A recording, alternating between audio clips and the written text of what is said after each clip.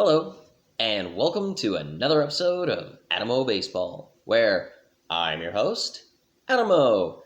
And in this episode, I'm going to be breaking down the Milwaukee Brewers, and I do think that they're going to finish fourth in the division.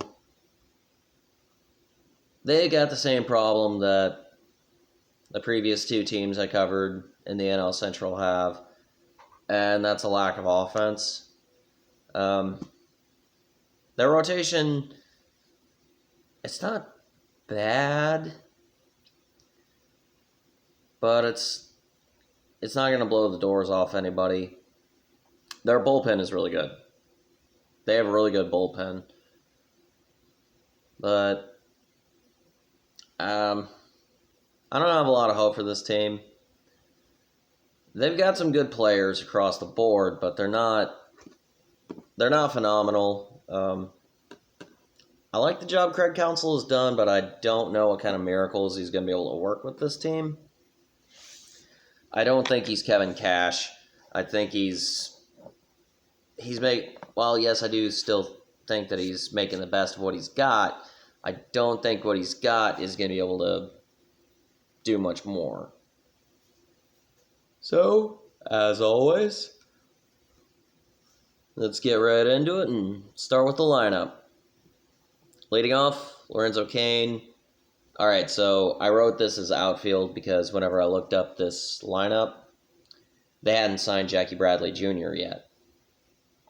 Lorenzo Kane has been a center fielder his whole career. Well, when they signed Jackie Bradley Jr., JBJ is a center fielder, and he's the kind of center fielder you pay to be a fielder, not a hitter. Lorenzo Kane you do have to keep his bat in the lineup. You can't just throw him off to the wayside. You cannot put him on the bench.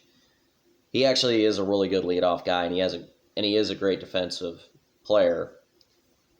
And so they're probably going to move him over to right because they're going to have Yelich out in left and Jackie Bradley Jr. in center. So, got to keep his bat in the lineup. They don't have designated hitters in the National League, so Lorenzo Kane's probably going to go out to right. And I think I just broke down how good of a player he actually is. He's probably one of the more underrated players, to be honest. Batting second, Colton Wong, second base. He was a Cardinal for quite a while, and he didn't have a bad career. He actually is a pretty decent hitter.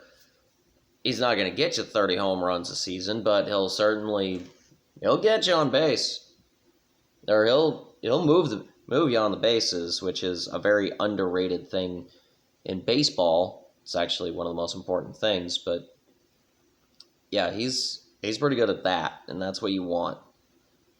Batting third, Christian Yelich, left field. He's coming off of a disappointing 2020, but then again, almost every single one of my episodes, I talk about how 2020 was 2020, and 2021 is a full season. We're actually going to see players do what they're going to do. And now that Yelich actually will have a full season to get out of a slump that he had like that of which he had last year, he actually should be playing pretty well this year. If he's not, then we can ask some questions, but don't base how he played on 2020. Just want to make that clear. Batting fourth, Keston Hiura. First base, I think that's how you say his name. Honestly, there's been a hole left whenever Jesus Aguilar left or went to Miami. Keston Hiura is more or less going to be expected to be able to take over that spot as a slugger, and more often than not, sluggers are at first base, so we'll find out if he's able to fill those ever so large shoes. Batting fifth, this one's kind of an odd thing. Omar Narvaez, catcher. You don't normally see catchers in the 5 slot. I've talked about different catchers that I've seen up to this point who've been batting in the 3, 4, 5 hole, like JT Realmuto, for example. Omar Narvaez, I've never heard of him.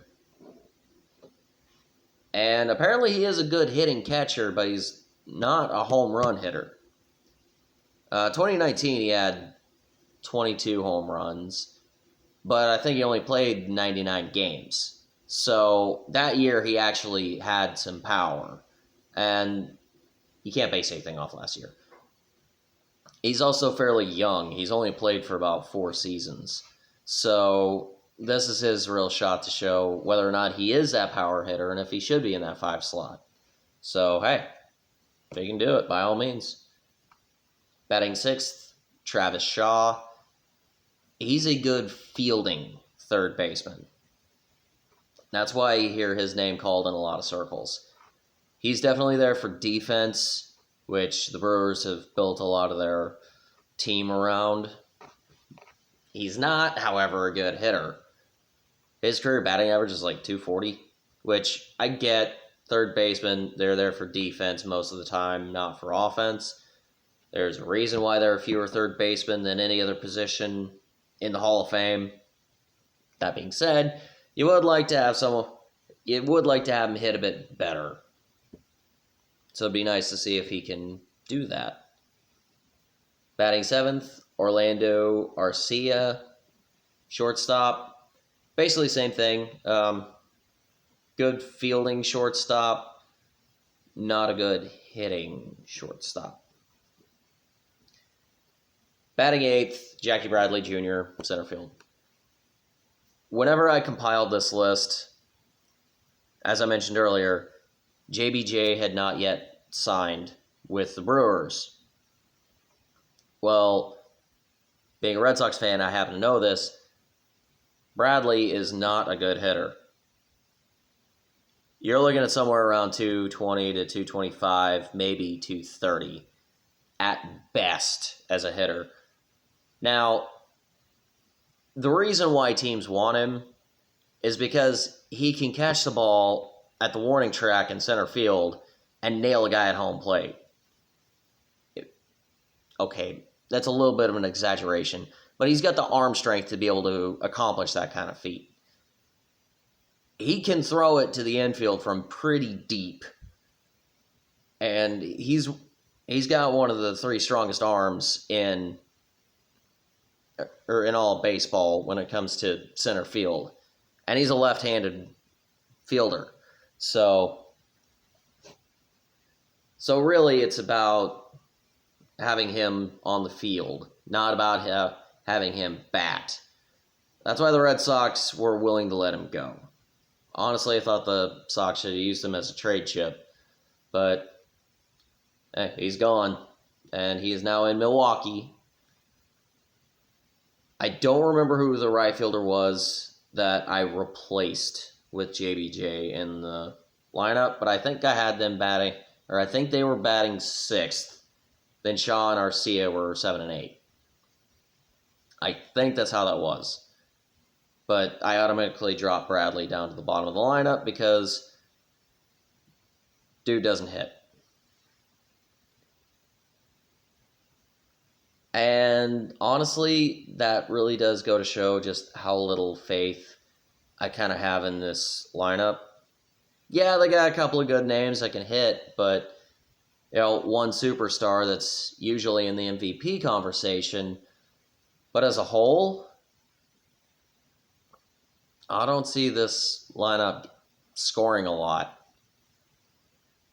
I see a lot of 2-1 and 3-2 games being played for the Brewers this year.